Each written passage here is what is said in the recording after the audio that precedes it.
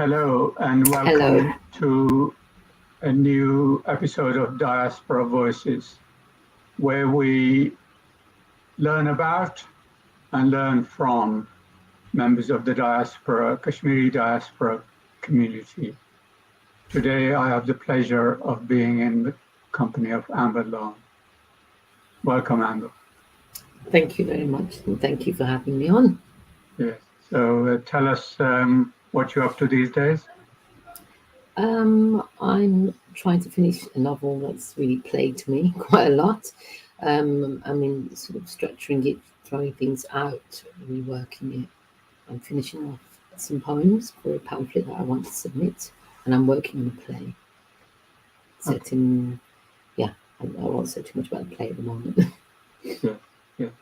Good. So you sound quite productive. Yeah, well, I think I've had pockets of productivity, and now is a good time for me in terms of the amount of space that I have, for the first time in a long time to just focus on this work. Yeah.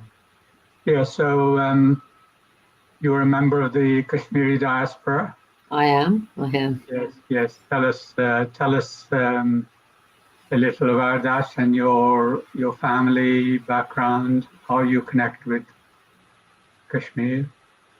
Well, I've born and brought up in Small Heath in Birmingham, and moved away at 18. But my parents are from not that far from Dadial, not that, but a little place called Malla. They're called Mull, but my dad used to say Malla, and it's like a sort of hamlet. And it's near where the dam, part of the dam, the Mongla Dam, is now.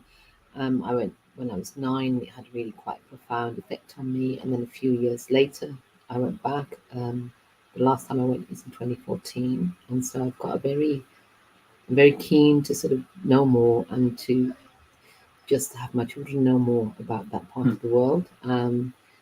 So when what I found out later, many years later, that my parents were sort of part of the villages they were amongst, their homes were amongst some of the homes that were displaced because of the dam.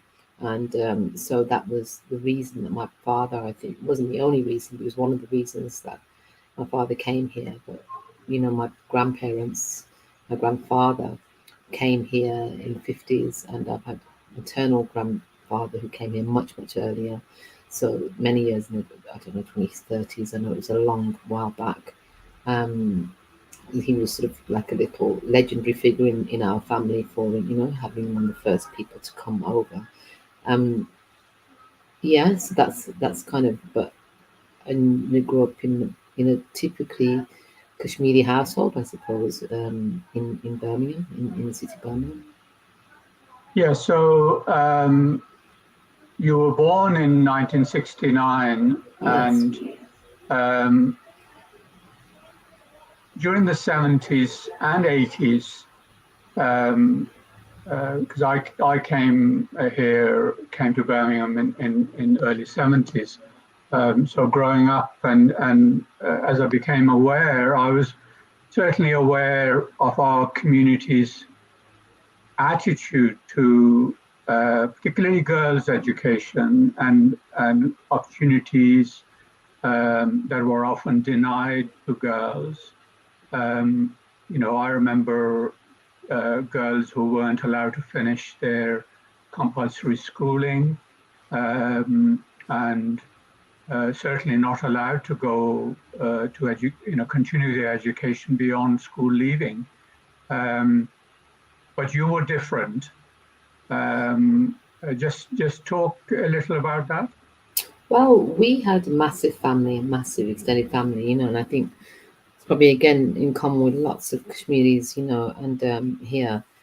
And there were various attitudes and approaches to girls' education at that time, but the majority was quite very patriarchal, where girls did all the housework, and they were sort of trained to do that from a young age. There was not that expectation of boys, and when it came to higher education or further education, I think there was a massive amount of fear and apprehension. most community that if they did educate their girls, the girls would disappear or leave. And I always sort of thought about that even as a child, that, well, surely you should ask yourselves why then, because that shouldn't be the case, and it wasn't the case that lots of girls didn't, but I was of that generation of the, grew up in the 70s, 80s. So with my father, one thing he wanted all of us to do was have an education. My mum would have wanted, but didn't really, it was my dad's, again, I agree, a lot of the times the fathers are the voice and sort of decision makers in the households. So, and he was very much supportive of everybody or his children being educated and wanted that. That was an uncommon attitude, at the time. And that meant that also he was placed in a sort of difficult position in his generation for sort of pushing that, So yeah, and for me, it was accidental, I think. I went to school as a 5-year-old, not speaking a word of English, which I'm really thankful for now, growing up at home and only speaking what we call Mibri. It was probably Pahari, but we called Mibri for a long time. And I just fell in love with reading, and that's how, and it sort of became an escape from everything for me. So the way that I got further involved in wanting to carry on with education was just because I loved learning and I wanted to know more, and especially creative writing and reading and history, I think, and politics too. So those were the things that really made me curious and hungry to know more.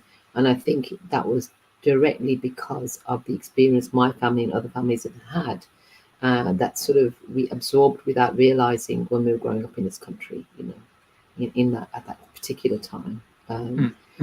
We also speak as a family, experienced direct racism, which wasn't, some of it, a lot of it wasn't spoken about by my parents until much later, but it was there. We lived it, from our next door neighbours and from the local police and all sorts. So I was quite sort of militant about certain aspects of trying to confront that as well. Later, not and at the time, I got into a lot of fights in school. And as a young man. But that was, I think I lived not far from you in St. Benedict's Road when I first moved to Small Heath, late 70s and early 80s. I will have come across your father, the famous Aslam Lone, and I will have come across, there was a local arts project, Trinity Arts, and they published a book of yours. And I have a copy of it here. Yeah. That's And in that we learn that you were actually, you'd written this mainly at primary school. It says on the back, this autobiography by Amber Lone was mostly written when she was 11 years old. She was born in England. It is therefore a story about beginning life. And for Amber, this has meant growing up in two cultures. The book contains many childhood and adolescent experiences set in both the inner city area of Small Heath and abroad, with her first visit to rural Kashmir in Pakistan. And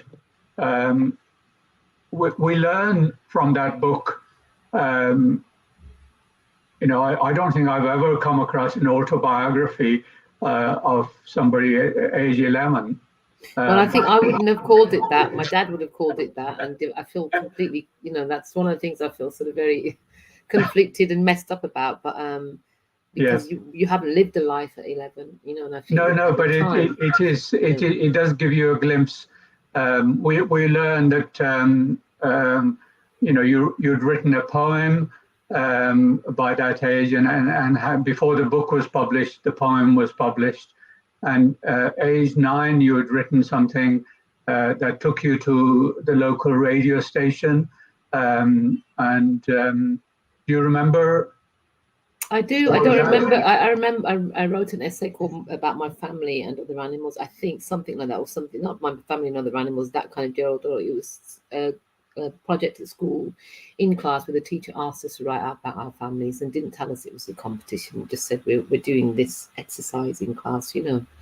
And then, as I remember it, and then months later, being called up to the front of the class and told you've won this competition. So the school entered us without us knowing, or without me remembering that. And then I think, you know, like I said, from the sort of primary school age, I was a very quiet child. I was quiet at home, to the point that my dad took me to the doctor once and said, we need to get her help because she doesn't speak, you know, as a child. So I had lots of siblings. Some were much more gregarious and out there or loud than me, and I was quiet. But I think I really had sought refuge in writing, and I didn't realize that at the time. But I loved words, and I loved, when I was introduced to stories, I think it was Hans Christian Andersen's fairy tales, that one of the first things that I read, and I just wanted to read more and more, you know. So I think the writing just came about accidentally. Luckily, at that time, there were some teachers who were really lovely, primary school teachers, I think, who supported that. And when I went to the radio station again, I kind of feel like someone who was in there but wasn't aware of the bigger picture, you know. So I was just, have had always a fear now of being, I'm happy to read I sort of want to put my work out and then nobody look at me or see me, because that's the kind of, you get, you know, as a child, if you're exposed quite early, it puts that, you know, maybe people, you know, react differently. For me, it was like, oh, I don't want to have to sit now and sort of be sort of in front of someone. I've gotten over a lot of that, but it's still resonant. But yeah, that's how I started writing, and it was an accident with the radio show. And then, you know, I remember coming up in assembly sometimes and getting little prizes for writing things in class that then they'd put forward in for the school, and then getting a prize for that. So people started saying, you know, look, she's whatever, she's right. They liked what I was doing, but they supported it, encouraged me. And I think that's how Westminster's Arts got involved, or Trinity Arts at the time. But for me, I think I was genuinely making sense of a first visit to somewhere that I could understand a little bit, even as a child. Oh, this is my grandmother, and these are my great uncles, and this is the country that my parents come from. And it's all so fascinating, you know, sleeping outside and the heat and the mosquitoes and no running water. When I went to Kashmir at the age of 9, there was, you know, there was no running water anywhere. People were washing by the well, you know. They were going to the field to use toilets. So that was a massive difference, even from where I was in Birmingham. Even though where we were, we had no bathroom in the house, because, as you know, lots of houses in England at the time, still terraces, didn't have the sort of, a lot of people didn't have those bathrooms, or certainly the community I was from, the streets that I was in, you had to install that sort of stuff. You had one gas heater in the house, you know, but there were 4 walls, and there were, you know, we had baths in sinks, you know, from when we were children. And so it's not like we were living in a kind of luxury in Birmingham, but it was still a massive sort of, you know, difference to go somewhere like that. And I think that had a massive effect on me, you know. You in your book, you talked about observing when you went back on your first visit, that there was no electricity and no running water. On page 1, you know, chapter 1, you talk about the Mirpur holiday, and it said, all my relatives were at my home, and they were very sad to see me go. This was in Birmingham. A van had come to collect me and take me to the airport. With me went my brothers and sisters and my mother. And you talk about watching on the plane. You talk about watching late in the night. A movie called Grease was on the aeroplane. I went to sleep when the movie was halfway through. Quite early in the morning, about 6 or 7 o'clock, the plane landed. and all the people walked out quietly and happily. Boy, was I looking forward for a happy time in Pakistan. And we learned from that book that while you were in Mirpur, you met some, I don't know whether you realized at the time, but you met some famous, well-known personalities. You met Yunus Sarakwi, Majid Malik, Yes. Ansari, and a few others, mainly people who were lawyers. And they later became big names. Sadly, most of them are no longer with us.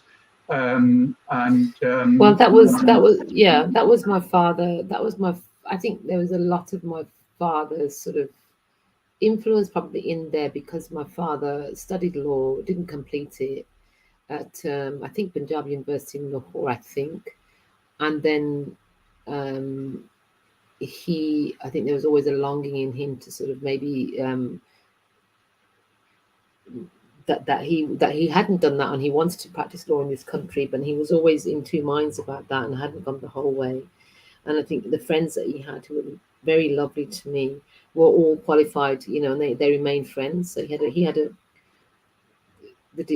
lot of friends who were living there and working there within the sort of government structures, and those are the people he wanted me to meet. Yes, and when I went back in 2014, I met Majid Malik Saab again, and I've interviewed him, and he's on a video that I've got that I feel very sort of proud of, because when I asked him about the politics of this, the country, and what in terms of what would happen, and it was a really good conversation, and I think so I feel very privileged to have had that. And I think that was the connection because of my dad, that he introduced me to those people. And I think that there was a desire in him to get beyond where he had started, with his children. In a way, maybe he was sort of living some of that through me, or vicariously, and for me it was overwhelming, but also really wonderful to have that, because then even as a girl I was allowed to go to places where most girls weren't, because I was accompanied by him, or he accompanied me. So so it's still things that I'm trying to figure out today. I've got 2 sisters, I've got 3 brothers, and I went to university, and my siblings didn't, so it's kind of indicative of where as Kashmiris kind of we are in a way as a whole, that that education was seen as such a refuge and a breakthrough for my parents, but in our family it was me who went, but for me it was something that I just was desperate to do, and I just desired to do, not everybody did. So I think it was really great to meet those. And this last time in 2014, when I went back, I wanted to meet lots of other people, and I made it sort of my business to try and find those people and get the connections. And it was good to have my dad to sort of let me know this person or that person, and put me on to someone, and then other connections. But I think there was a slight unusual element to all of this, which was that out of the wider community, my father himself was seen as somebody who was educated beyond most of his family members, and was expected to go on to great things and so there was a lot of responsibility on his head to sort of achieve, and I think, I sort of, so he was automatically going to make sure that he wanted to try to get his kids to education, but he was still part of this community that was getting it on its feet and had different priorities, which sort of played itself out and still playing itself out today, Yes,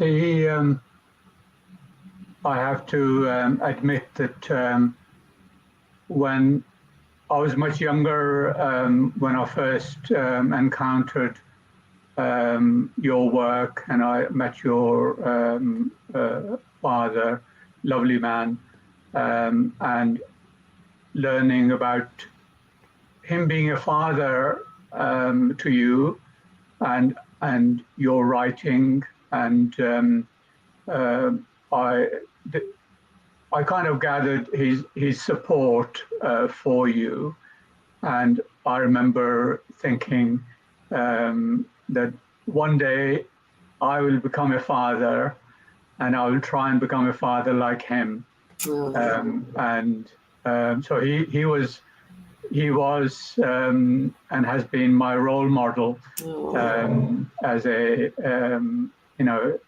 as a dad of a girl, and so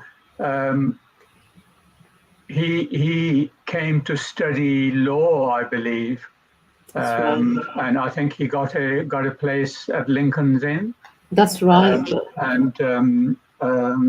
But didn't go very far. He worked at one time. He was editing a newspaper. That's right. That's right. Yeah. I think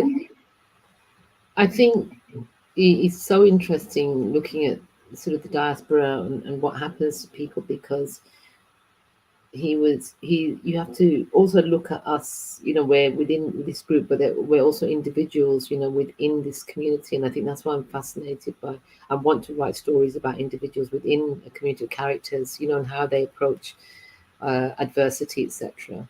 But he'd been through so much himself, and this is a generation who went through the partition years, aside from other things, even if they weren't displaced during partition. There were many sort of things happening, like, for example, the dam that happened, but also the poverty, the levels of poverty, and it pushing people to actually go somewhere else. And then my dad was, I think, always maybe caught between the two in a different way. He also, I think it's important for me to see that my dad was his father and his actual mother split up when my dad was quite young, and I think that had a profound effect on him all his life. And I think that's because it was also extremely unusual for a woman and a man, from our communities to divorce. And this was in the 50s, and he hardly saw his mother, for a lot of his life. And that's one of the things that I remember. I'm so grateful for that. I met my grandmother, my paternal grandmother, when I went at 9. I had a day with her, and I feel like it was a gift, and I'm so thankful for that. But as often happens, she was ostracized, in communities. She wasn't really seen by anybody, and my grandfather remarried, and my dad's stepmother, who's also my grandmother, who's now not with us, so she was the sort of formative sort of, figure, a paternal sort of grandmother figure that I knew of, until I met my actual grandmother. And I think for my dad to be a child from that sort of union, and then coming here, and I think there was always I feel like there's always a slight sort of doubt and lack of confidence again, in himself. So it wasn't that he couldn't do it; it was that he was that I don't know if he thought he was good enough, which was crazy, But then we say that, and then it's very common sort of thing, not just imposter syndrome, but other things. But also, he was dealing with the realities of having to provide or work towards something to provide, and who was writing from that community, in editing newspapers or writing articles didn't get you much money, so I think there was a little bit of, I'd have to ask him for sure, he may say something different, but it's not, it is an easy life, and you may well sit with different regrets, and I hope he doesn't. But I think that he made decisions on the go, and possibly factors such as what was happening in the family, the wider family, would have decided him one way or another, So he didn't go the whole way, no. But it just shows that he was more than capable, and he's more than possible for him to do. But you need a lot, you need many things to be in place sometimes, And I think there was a lack of stability around him that sort of maybe couldn't anchor him enough. I don't know. Yes. Yeah. And I think you met Mahmoud Hashmi. Yes. And you talk about him briefly in the book. And I believe your father worked with Hashmi. Yeah, Uncle Hashmi, and he was, until he passed away, he was just a neighbour of ours. So I'd see him whenever I was in town, and he was so lovely. And again, you don't know it's just another uncle, who I know, who would give me time, who'd want to talk about things, and we'd chat, and I'd really feel sort of happy to be around him because he was so softly spoken, and we'd talk about, very, but it was, so I liked that company, but I didn't know the colossal figure he was, until later, in later years. You don't, as a child, I didn't realize, I had an idea, but and his pipe smoking was a thing that I absolutely loved. And he just sit and watch him, fill his pipe and tap it on the table, and that was just one of the things I remember so strongly about him, and just just how softly spoken he was, Oh gosh, me, so yeah.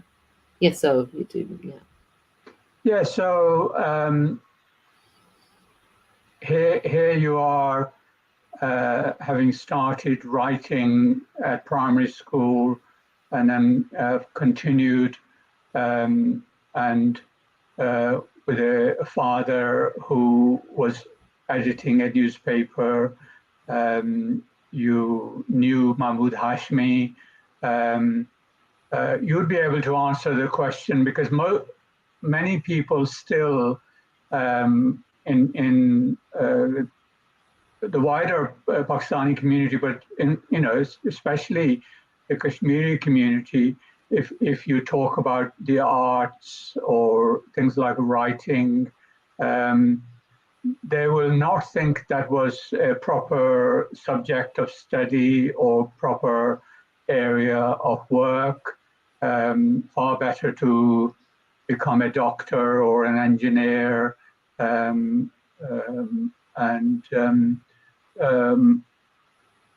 what would you say to people like that? I completely understand why that happens.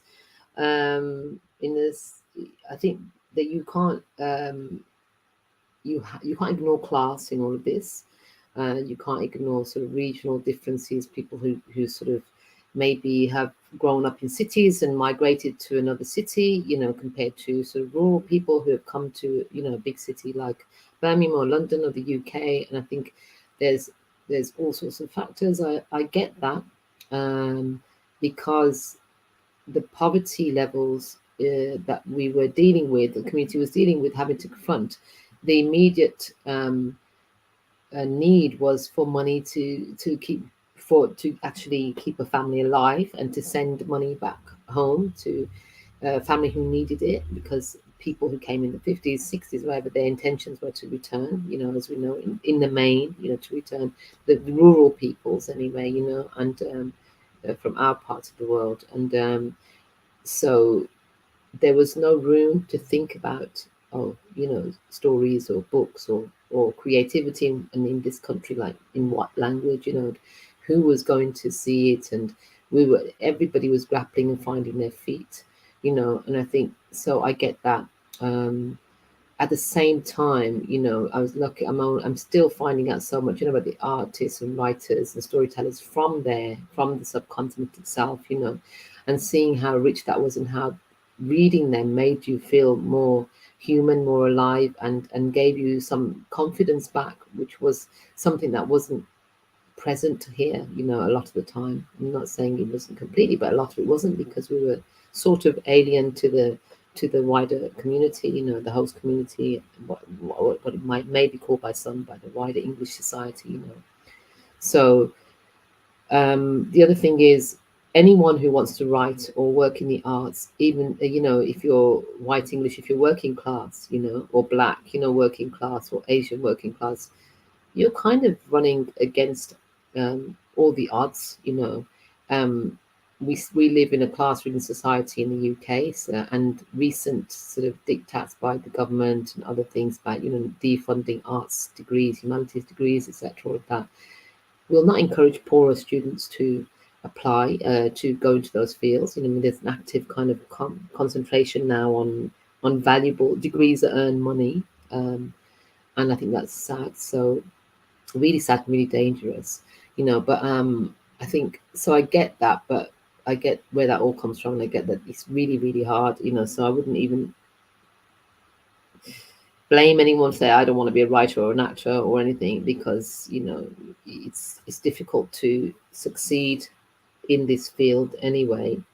But at the same time, I think these barriers have to be broken down, and it's really important that we do this. And for me, the whole growing up, I think the way when I had to sort of look at lots of this was when the Rushdie affair happened when I was quite young, and then and I suddenly thought, oh, this is somebody who was fated by the community, and now suddenly he isn't.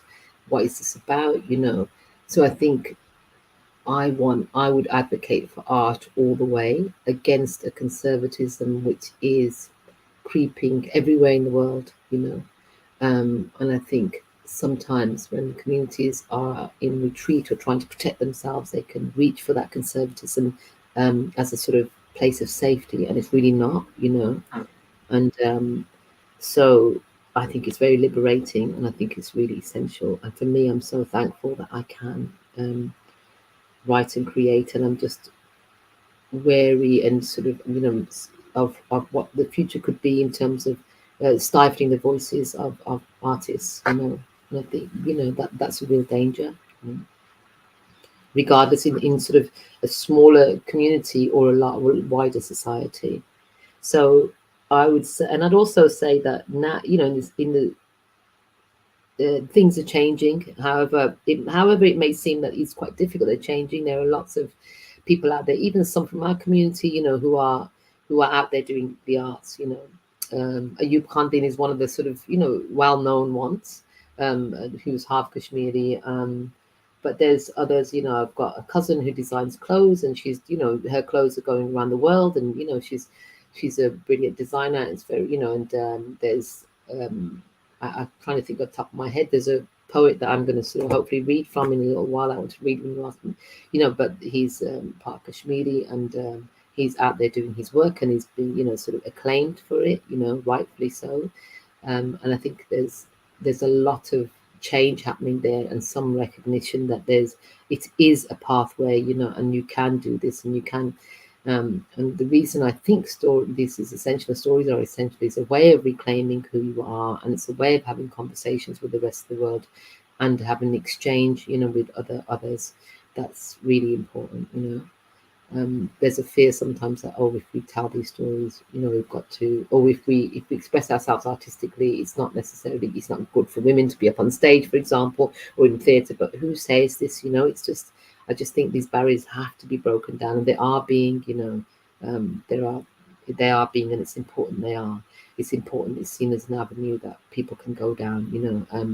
Riz Ahmed is Pakistani, but he's done a great deal for sort of promoting that cause. And I think if you have to follow the path that is yours. If you want to be a doctor or a lawyer and accountant, brilliant, I'm sure, so as a person, it's like, oh wow, I can at least have money coming in every month, Whereas if you want to freelance as an artist, yes, it's difficult. But I think it's even more reason why working class writers from the minority communities, the marginalized, should be out there, doing that work. They should be given the opportunity. They should be developed, Often they can see things in wider society, or that the whole community can't necessarily see, because things are happening to you. You're looking at things as an outsider, in a way. Yeah. I think there's becoming an artist and then actually doing the job. When you look at the community, for example, family, you can look at it as a supportive, people who don't have family and extended family particularly, there is the supportive element of that. And there's always a close line between supportive and oppressive, especially for women. And also when the community is existing in a hostile world, there's always the pressure, isn't there, on artists, writers, whether you present a positive image or present a true image, and the true image brings warts and all. Do you find that sometimes? It's 100. Yes, yes, yes. You have to. I think. I think it's James Baldwin who said you can't solve the problems of the world. You just have to put them out there. Writer's job is just to show them, And I think that whatever that truth may be, you're going to have to search for it. If you're trying to represent something which is a positive portrayal or some sort of balance, I don't think that I can't do that, in the sense I can't just put a photographic representation of something. And I learned this as I was, it's not an easy job if you're from a minority. If you're hardly published, you'll be accused of sort of being down on your own, or sort of, or the other side is if you sort of write stories, maybe look at the problems in sort of in the UK society, for example. You'd be accused of not being grateful or whatever else it might be, whatever. Look where you've gotten, So I don't think you can win. I don't think it's the artist or writer's job to try and mend those things. I think it's to present them, to show them, to explore them. And the truth is that we are all capable of terrible things as human beings, and we are all capable of good, yes, but censorship is not the way to go, and preventing voices saying things that you don't like is not the answer. So people, stories that I really love, or writers that I know some things about, but maybe not enough. These days you find all this stuff, Saadat Hasan Manto's Tobatet Singh, or any of his short stories, or others, they wouldn't be here, and they're massively important. They're vital for us to understand, to understand what happened 50, 60, 70 years ago, or before that, and also to realize as human beings we've all got that monster and evil within us. We're not perfect. We're not, and we just have to explore it, I suppose, Yes, yes. Yeah. Yeah, it's dangerous. It's dangerous to banning books is dangerous in the US at the moment. They're banning lots of books. It's not conducive for freedom, for a sort of happy society. If you want to talk about happiness and contentment, it's not conducive to that if you're suppressing voices of dissent. And and but it's a common thing, isn't it? It happens all the time. Like, I've got a mug here, Federico Garcia Lorca's mug, and he was shot by the fascists, during the Spanish Civil War, and he was a freedom-loving sort of humanitarian writer who was absolutely brilliant, but he was seen as dangerous by that particular fascist sort of regime. And I think that we have to fight for those voices. It's interesting that a lot of the time, and words, we have to fight for freedom of expression, and you can't have freedom for one and not the other. I think the other thing that I'm conscious of in literature and art, where I'd come from in Kashmir, there weren't books beyond the textbook, and one of the earliest books I discovered was Grapes of Wrath, and by Steinbeck, and To Kill a Mockingbird by Harper Lee.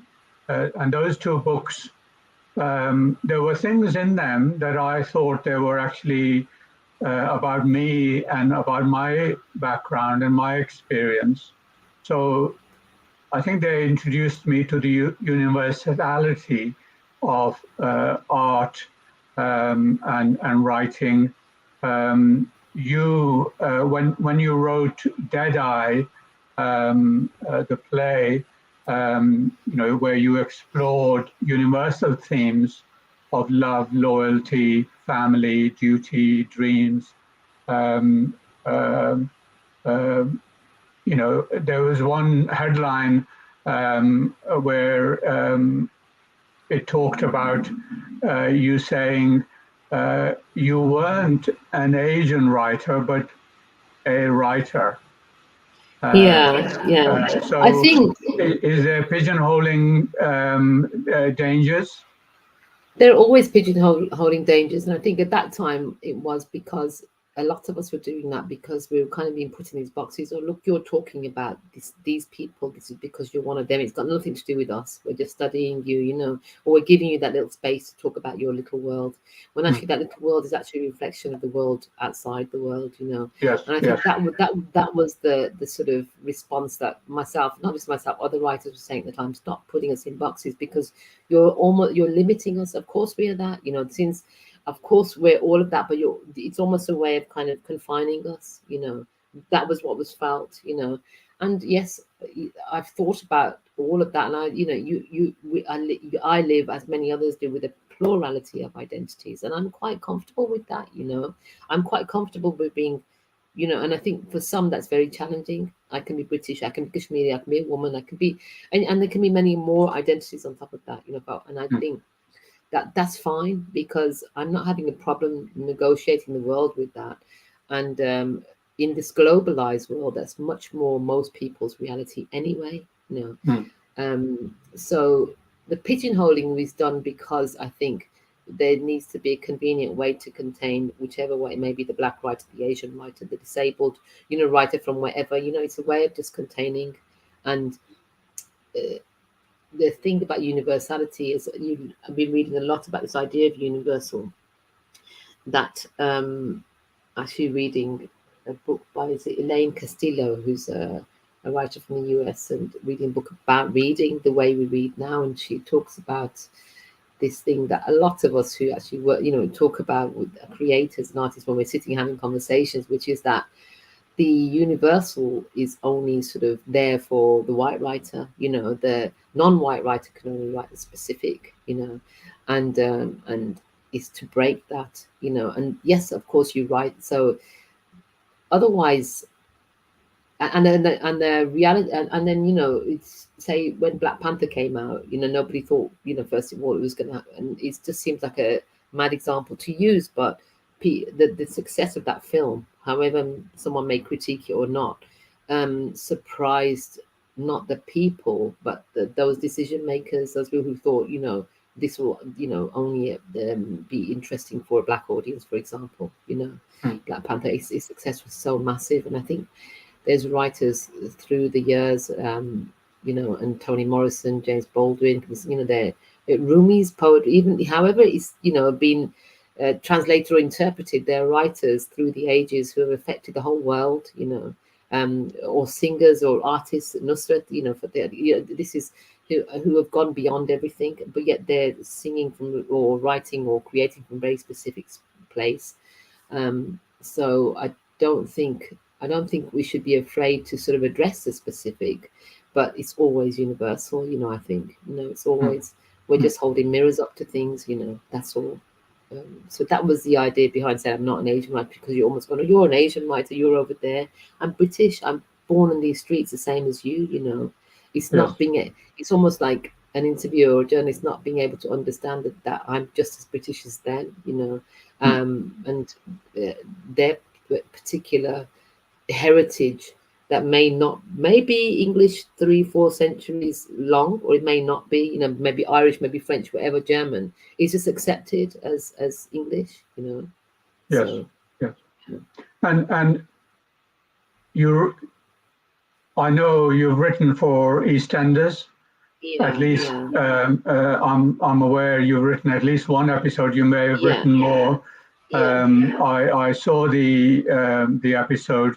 It was in May last year, or 2020.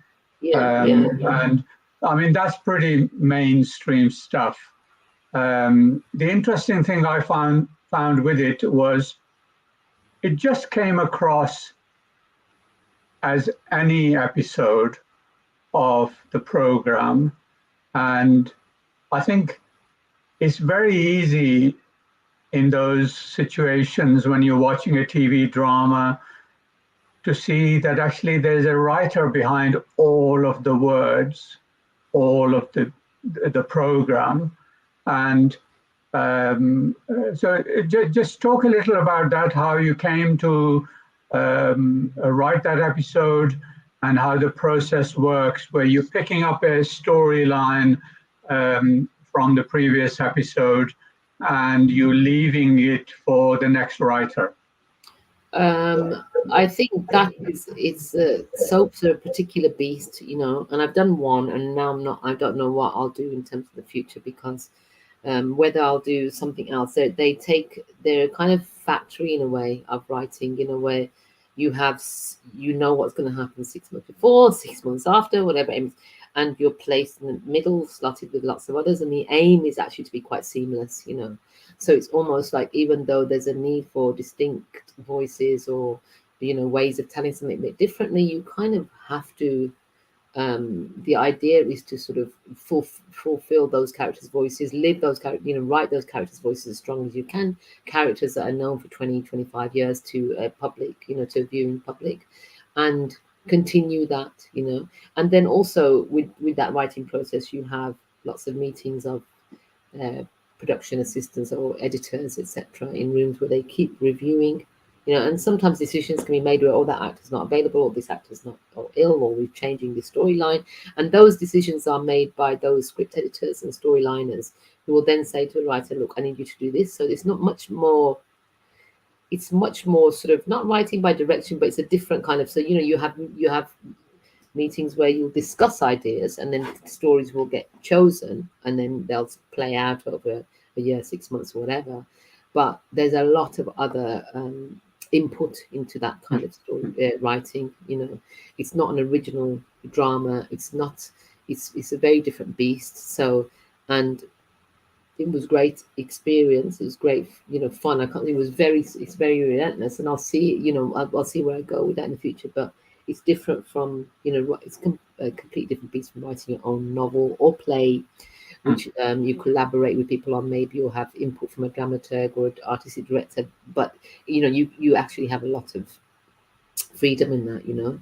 It's a different kind of animal, but great at the same time, you know. Soaps, they have a massive audience, and people are very attached to their different characters. So, and yeah, they're a slice of life in a way, but it's kind of hyper realized, sometimes high, you know, and that's fine, you know. So it was good. It was really good, but in a good, really experience into that kind of writing, you know, which is even different from series, like, say, for example, Midsummer Murders, or a series like that.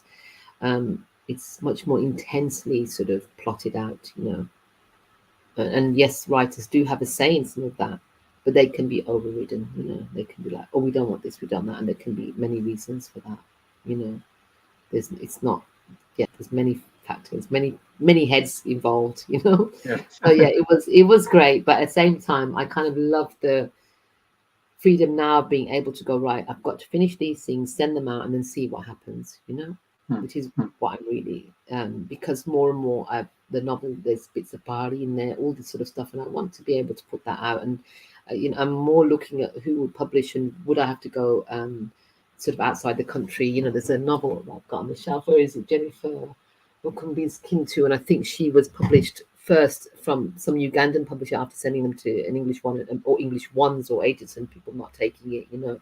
So I'm also kind of just trying to understand the market that my work might be accepted in, if it's in a novel, because I want, it's not a kind of mainstream thing. EastEnders is almost as mainstream as you can get, and then I'm trying to write a book which is very unmainstream, you know. It's not a commercial hit, so there's a desire for commercial hits out there, the brown faces and the black faces, to write those. But my book is very, you know, the novel is very specifically about a community, and it looks, you know, that's a different kind of challenge, you know. So yeah. Yes. So you've spoken about being a girl from Small Heath, of parents who came from Kashmir. You will have gone away from Birmingham and come back to Birmingham. You mentioned the writer Salman Rushdie. I have a book of his, a book of essays called, and in there, one of the essays is imaginary homelands.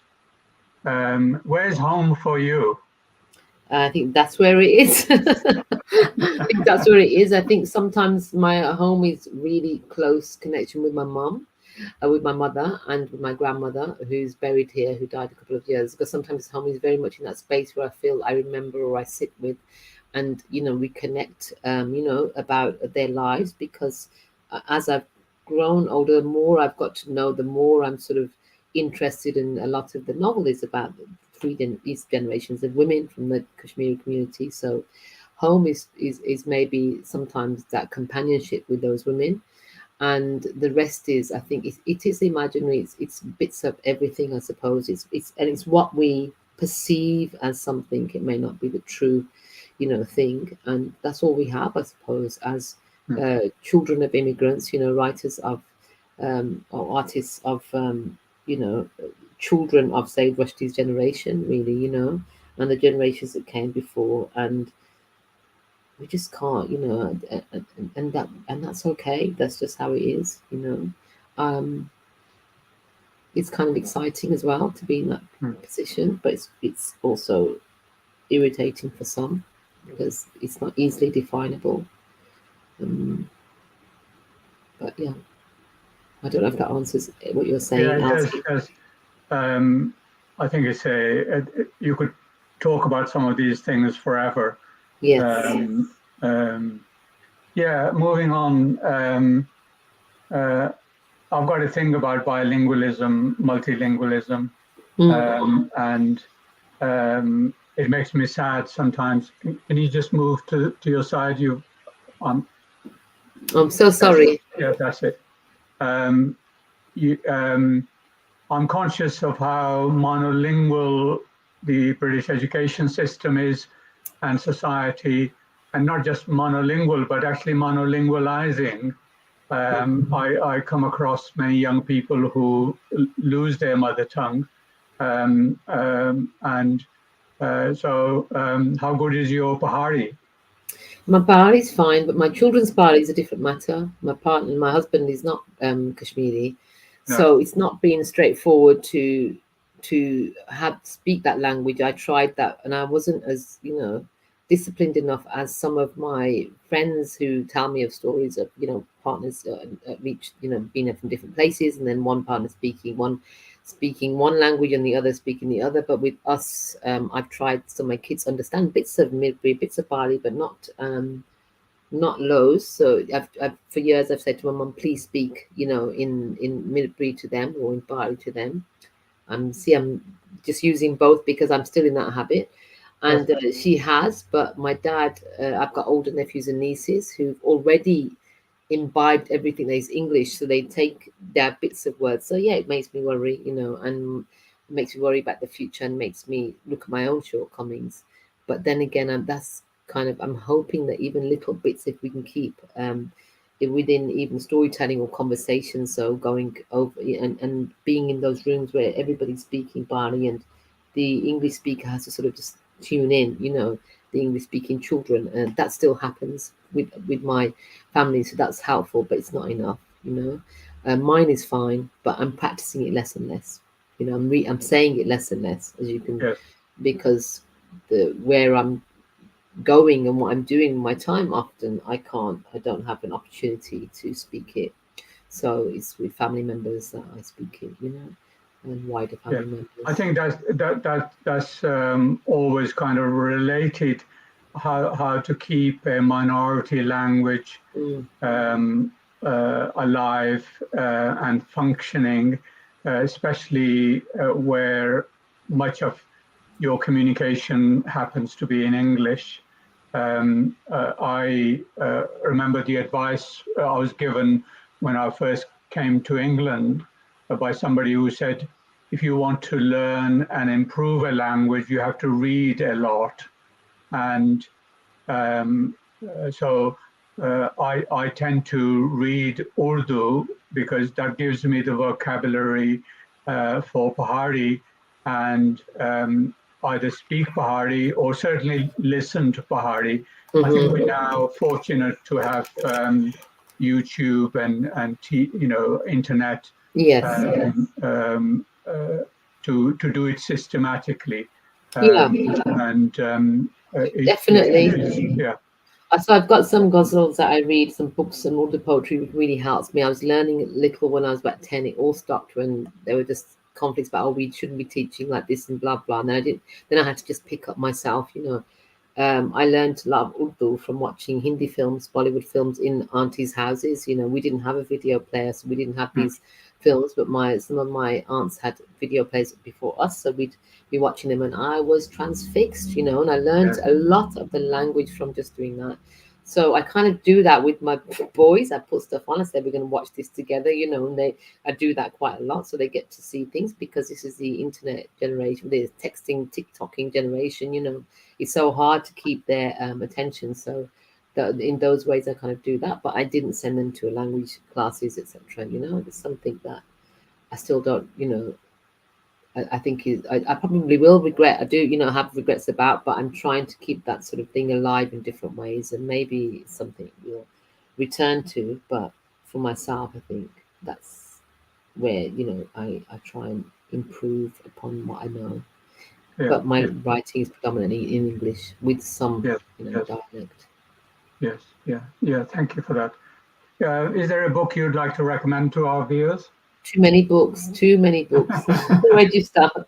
So I've got one of those from your bookshelf. Yeah, you know, too many books I love, but Arundhati Roy's collection of essays, My Seditious Heart, poetry from lots of places, Frantz Fanon's Wretched of the Earth, you know, anything by Toni Morrison, James Baldwin, Saadat Hasan Manto, you know, all these writers who really, for me, been liberating to read. And then this poetry by Zafar. I don't know if you've heard of this writer. Yes, I have a copy. Yes, yeah. And so just the fact that, you know, a Brahmi sort of poet, you know, and that background, that, you know, that whole, and his poem was He'll Speak. Yeah, He'll Speak. Yes. It speaks a lot about what we sort of talk about, but yeah, anything by Zafar. Would you like to read it? I'll read it. I haven't practiced it though. No, that's fine. But, it's a nice way to end our conversation. Yeah. There is no dictionary for my father's language. His dialect, for a start, is difficult to name. Even this taxi driver who talks it lacks the knowledge. Some say it's Bahari, he'll speak. Others, Patwari, or Bahari Patwari, too earthy and scriptless to find a home in books. This mountain language is a low language. Ours, no good. You should learn speak Urdu. I'm getting the runaround. Whatever it is, this talk, going back, did once have a script. Landa, in the reign of the Buddhists. So was that speech some kind of Dogri? Is it Kashmiri, Milpuri? The differences are lost on me. I'm told it's part way towards Punjabi, but what that tongue would call Dwada, Dad would agree, was Dusanda, yours. Truly, though there are many dictionaries for the tongue I speak, it's the close by things I'm lost to say. Things as pulsed and present as the back of this hand, never mind stumbling towards some higher plane. And either way, even at the rare moment I get towards, or thank God, even getting to, my point, I can't put into words where I've arrived. Thank you for that. You're welcome. I think poetry is always meant to be read out loud, I think. Yes, I think practicing it is good, but I just think that some of the conversations you're having about Bahari and everything, I think it's really, you know, the poem speaks to that, and just to that, having that pride, you know, in what in the language and in expressing ourselves in it as well, you know. Yeah. Yes. So thank you, Amber, for giving us your time. Thank you. We need to conclude, and we will stay connected with you, and I'm sure we will have you back for a follow-up conversation at some point in the future. It's great conversation. Thank you. Thank you. You take care. Bye-bye.